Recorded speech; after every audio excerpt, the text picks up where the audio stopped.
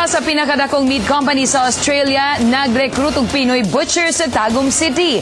Nagapatrol si Claire Cornelio. Determinadong makapasar sa agility test si Mark Joel Aquino, taga Tagum City. Usa siya sa kapindusyentos ka mga butchers nga ni-apply sa Taste Australia, usa ka pinakadakong meat company sa Australia. Unom ka tuig na siyang butcher sa Tagum City Slaughterhouse, pero but niyang mag-abroad para sa iyang pamilya. Kinahanglan yung mo sacrifice para makabot yun mo kung unsa imong gusto ihatag sa imong pamilya. Human sa agility test, moagi sab sa skills assessment ang mga butchers.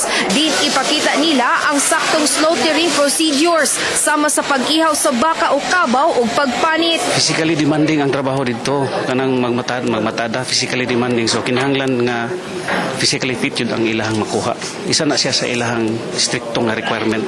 Gipili sa Taste Australia ang Tagum City. Sanglit daghan ng taga Tagum City ang nakatrabaho sa ilang kumpanya. Ganahan sab sila sa kahawd sa Pinoy sa English ug ang kinaiya sa Pinoy sa pagpanarbaho. Came to the Philippines in general about 3 years ago, and then we heard good reports that there was good butchers coming out of Tagum as well. We did meet a few Tagum boys in Manila, and then about 2 years ago we made a decision to travel down here. One of the visa requirements is a strong level of English, and the Filipinos are a long way ahead on that score. They need to be really committed to get to the various levels required. Sa makapasar sa screening, dalon sila sa Luzon para sa lain pang training. Samtang maghulat og visa para Australia, diin libre na tanan sa kumpanya. Gawa sa butchers, in demand sab sa Australia ang mga carpenters, architect, draftsman, welders ug mga chefs.